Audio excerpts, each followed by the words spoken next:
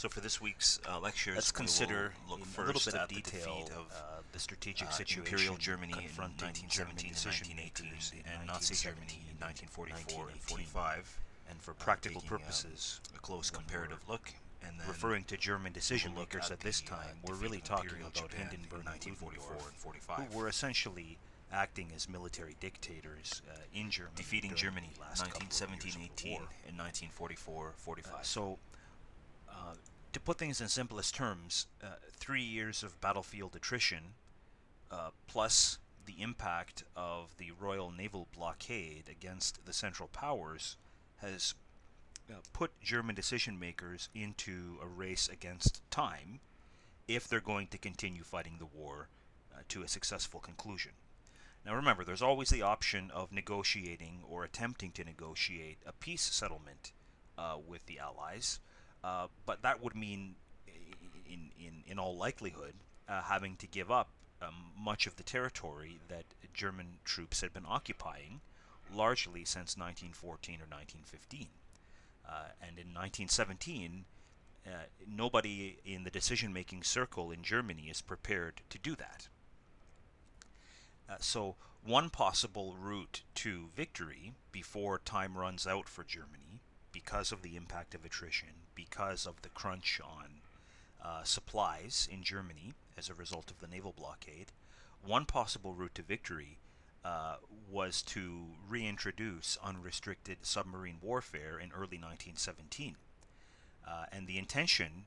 of doing so was to try to choke off, for once and for all, the flow of reinforcements and war material that was sailing across the Atlantic and other oceans of the world to support the Allies, particularly destined for the British Isles. Now, we already know in hindsight, because we've talked about naval warfare earlier in the course, we know that in hindsight this failed to achieve the intended result, that it did not force Britain out of the war or put a terminal crunch on the Allies' supply lines on the oceans. And we already talked about the reasons for that, so I won't get back into it. But from a strategic standpoint, the German High Command was willing to take the chance in 1917 of unrestricted submarine warfare, because even though it would risk bringing the Americans into the war, I think I don't think I think the general appraisal from historians, which I agree with, is that German decision makers knew that they were going to lose the war over the longer term anyhow, and if they could make a decisive strategic gain through unrestricted submarine warfare, they were willing to accept the risk of bringing the Americans into the war. And they knew that they had already aggravated the Americans in 1915 when they had first pursued unrestricted submarine warfare. So we may look back and say, well, the Germans were out to lunch because they pursued this policy and it brought the Americans into the war, and that sealed Germany's fate. But it's quite likely, I think it's counterfactually reasonable to argue that Germany's fate was already going to be sealed if they couldn't bring the war to a decisive conclusion sometime in 1917 or early 1918, with or without the United States. And furthermore, German decision makers in 1917 did not believe that the Americans would pose an existential strategic threat to Germany before at least a year after declaring war, if the Americans did become involved in the war. And this was not an unreasonable assumption to make, because the United States of 1917 is not like the United States of 2017. It was not a global military power. It had a very small army, which was really only suited for frontier policing duties and colonial actions, whether within the continent of North America or in the various other colonial possessions which America had overseas. It was not an army which was prepared to fight total war on the Western Front. And of course, over time, the Americans could field such an army, but the Germans believed that if unrestricted submarine warfare paid off, it wouldn't matter if the Americans came into the war because they wouldn't have their army ready in time. Things didn't quite work out as the Germans had hoped. The other fact that we have to take into account when looking at Germany's situation in 1917-18 is that in the spring of 1918, Germany won its war against Russia. Imperial Russia had collapsed the year before. There had been a vacuum of power in Russia, which was largely filled by the Bolsheviks, although they did not consolidate their control over the former Imperial Russian territories until after the war was over. And because Russia was in such a catastrophic state by early 1918, the Bolsheviks had little option in front of them but to negotiate with Imperial Germany if they were going to hold on to power, because many ordinary Russian people insisted that the war be brought to an end. And the Bolsheviks understood this, and they understood the causes of the unrest in Russia in the first place. So they were willing to negotiate with Imperial Germany in the spring of 1918. The consequence of these negotiations was the Treaty of Brest-Litovsk, which was a very favorable peace settlement for Germany on the Eastern Front, in which many of the German war aims of the September program in 1914, or even more so the Kreuznach program of 1917, which we've talked about earlier on in the course, were largely realized. So even though by early 1918 the unrestricted submarine campaign had been a disappointment, even though the Americans had joined the war against Germany, the United States was still in the process of building up its strength. And furthermore, the Germans had their coveted victory on the Eastern Front, which to some extent allowed them to refocus their energies on trying to settle the matter for once and for all on the Western Front, which is exactly what Hindenburg and Ludendorff attempted to do in the spring of 1918.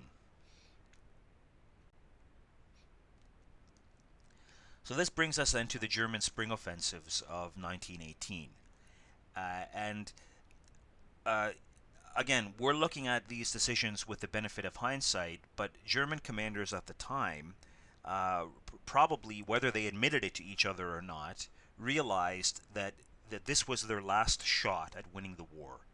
Short of negotiating with the Western powers, this was their last shot at coming out of the war in one piece. And it meant that the final numbers of reserves which the Germans had available were going to be thrown into a fairly large-scale series of attacks against the British and French forces on the Western Front, hoping to achieve in 1918 what had not been achieved in 1914, a complete decisive victory by smashing the Allied front line, dividing the French forces from the British forces, and ultimately bringing the Allies to the negotiating table. There was a lot of wishful thinking involved in this strategy, but once again, if the Germans weren't willing to come to the peace table, they couldn't drag the war on for much longer because they were still facing the pressures of the Royal Naval Blockade, which had become increasingly effective by 1917 and 1918. So if the immediate strategic goal was somehow to win a decisive victory and defeat for once and for all the Western Allies, it isn't entirely clear how this would translate from more immediate operational goals or battlefield goals. It isn't entirely clear what the German High Command hoped to achieve at the operational level, that is, at the battlefield level, except for some kind of breakthrough. But even a series of operational breakthroughs might not translate into the strategic decision that the Germans were looking for, because after all, the Western Allies now could rely on the infusion of American soldiers who were arriving in greater numbers by early 1918, It's possible, or it could have been possible, that the Allies could absorb even some substantial German operational breakthroughs on the Western Front. And essentially, that's what happened in the event of the German spring offensives. We can break down the German spring offensives into a series of stages. And while we can't get into much in terms of tactical detail because of time limitations, uh, it's at least useful to sketch out a sort of chronology and look at the developments in broad brushstrokes. So the offensives opened on the 21st of March 1918 in the guise of Operation Michael, which was directed against the British Fifth Army. And to put things in simplest terms, this first phase of the operation witnessed a major German breakthrough at the operational level. The Fifth Army was not in particularly good condition in early 1918, having suffered heavy losses in 1917, and it simply wasn't prepared to absorb the massive shock which the Germans unleashed against it, both in terms of artillery firepower as well as overall troop strength. And in fact, the Germans managed to open up a breach in the front of the Fifth Army and advance to a depth of 40 miles, which was the most important and successful operational advance on the Western Front since 1914. But even though the situation struck terror into the hearts of many on the Allied side, who feared that, in fact, the Germans may be about to win the war for once and for all, on the German side, the situation actually didn't look so good, because despite the fact that the German assault troops were able to take advantage of their heavy artillery support and open this major breach in the Allied lines, they also suffered heavy casualties in the process, and the casualties couldn't be easily replaced, and material and ammunition that was expended couldn't be easily replaced. And furthermore, the German forces could not continue to supply themselves effectively as they advanced deeper and deeper into this 40-mile breach. And let's admit it, 40 miles on the Western Front in 1918 is like going all the way to the moon. It was a long way, a long advance, and it was difficult to move up material and scarce supplies behind this advance in a timely fashion. And as a result, the German forces who were at the front of the attack, those who survived it, increasingly fell into disarray and began to come apart. The men became distracted. They took to drinking and raiding the rear area supply depots of the Allies that they had overrun. And when the German forces discovered just how well supplied Allied troops were in comparison to German troops, especially with respect to rations, they became really demoralized. And they were more interested in eating at that stage than they were in pressing the attack forward. Despite the fact that this looked like a major disaster for the Allies, and it was a disaster for the Allies in operational terms, what it really showed to the Germans in strategic terms was just how much trouble that they were in from a logistical standpoint. So when we move on to Operation Mars, which came a week after Michael, it was less effective against the British Third Army for several reasons. First of all, Third Army was in better shape than Fifth Army to begin with, but also the Germans had lost operational surprise because this was their second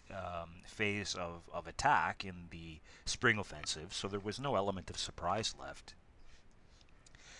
And furthermore, the Germans now had already consumed much of the available resources, including troops, ammunition, and foodstuffs, which had gone into the first wave of the offensives on the 21st of March.